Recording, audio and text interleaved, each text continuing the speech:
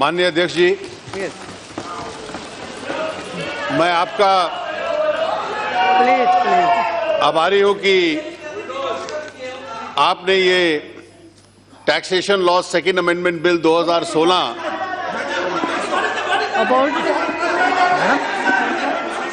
जैसे महत्वपूर्ण विषय पर पॉइंट ऑफ ऑर्डर के ऊपर I will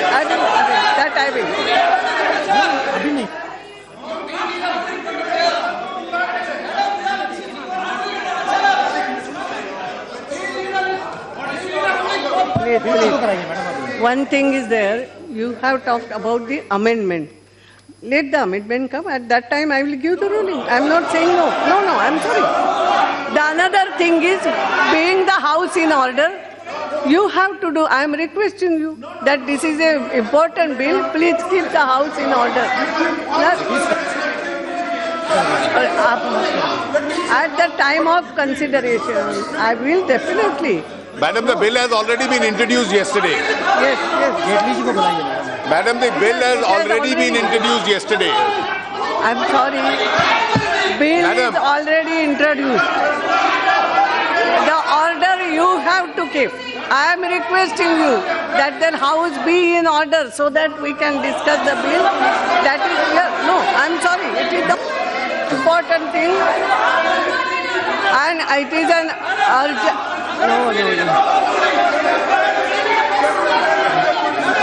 At that time only I will give my no, not that time. Yes, Minister. If you Madam, are you? No. I'm sorry, this is a serious aspersion against the chair. I'm sorry. No.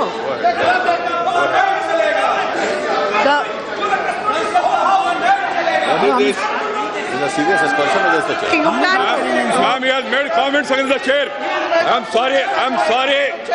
Anand, I'm sorry, he has made aspiration of the chair. That's what I'm saying. This is moved yesterday. It is there in the agenda of the House. The chair has allowed it. Then how can they raise objection? They have no numbers. They have disturbed the House from 17th to today. They are wasting the time of the country and also the people. Very important bill. Let them go to their seats, take part in the debate, raise their objections if any. Madam, these amendments also have been moved. Amendments moved and this also has been introduced. The minister is now talking on the bill. Let it go on.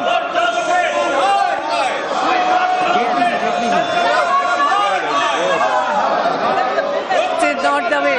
Please.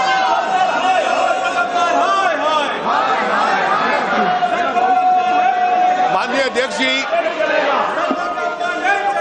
8 नवंबर 2016 को माननीय प्रधानमंत्री जी ने एक महत्वपूर्ण घोषणा देश के सामने की थी।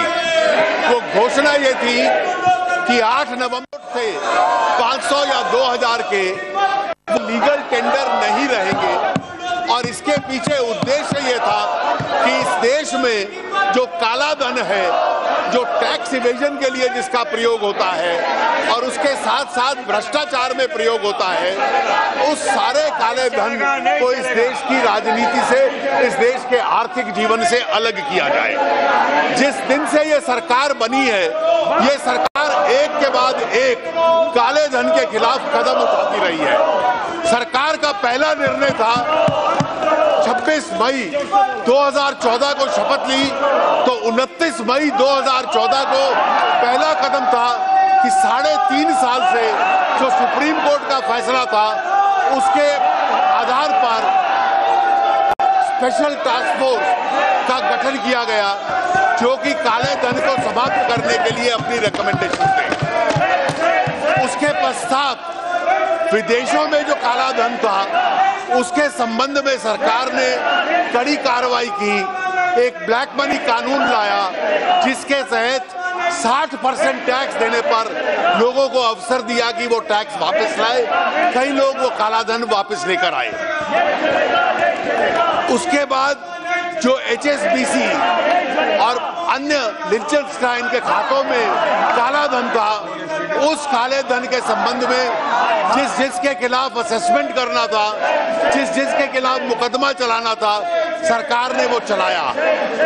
इसके पश्चात बेनामी संपत्ति को सरकार जब्त कर ले और बेनामी संपत्तियां ट्रांसफर करने वाले लोगों को सजा हो, इस संसद के माध्यम से एक कानून पारित किया। सरकार की आईडीएस स्कीम इतिहास में सबसे सफल योजना थी, जिसमें लगभग 70,000 करोड़ के करीब काला धन उभर कर बाहर आया। इसके बाद भी जब सरकार ने 8 नवंबर को यह देखा कि एक नया निर्णय काले धन के संबंध में किया, तो 8 नवंबर के बाद ये देखने को मिला कि कई लोग जो वो करेंसी नोट जो लीगल टेंडर नहीं थे, गैर कानूनी तरीके से उनको बदलने का प्रयास कर रहे थे। बाजार की इन हरकतों को देखने के बाद सरकार ने अपनी योजना के तहत इनकम टैक्स के कानून में और फाइनेंस बिल में ये संशोधन सरकार लाई है।